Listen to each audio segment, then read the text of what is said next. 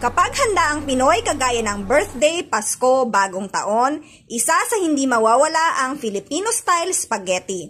Lalo na kapag ang may bahay ay may mga anak na maliliit. All-time favorite request nila ito, kaya mga mamis, isi-share ko sa inyo ang aking version ng Filipino-style spaghetti na sabi ni Bunso, ang sarap, ang creamy, kaya isa pa. Sa paggawa ng sauce kapag Filipino-style, ganito ko siya niluluto.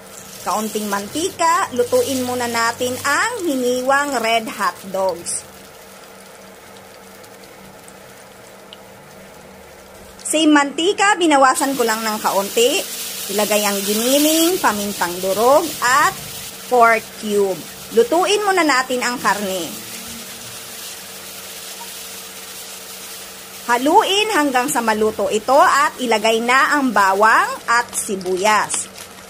Mga mamis, optional ang red bell pepper, pero para sa akin, mas angat ang lasa kapag meron ito.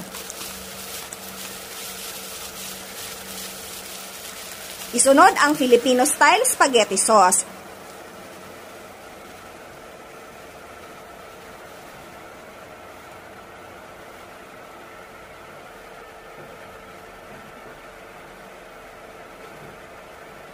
At ang sekreto, ang favorite kong Jollicow kondensada.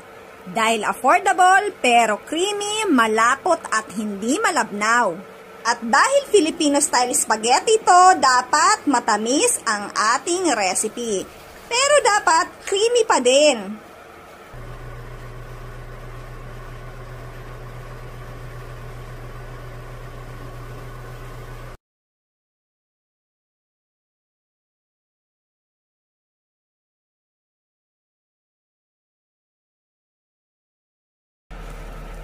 Pakaluto ng sauce, iset aside at lutuin na natin ang ating pasta. Tubig, asin at mantika. Pakuluin at kapag kumukulo na, ilagay ang pasta. Lutuin ayon sa nakalagay sa packaging, i-drain at iset aside.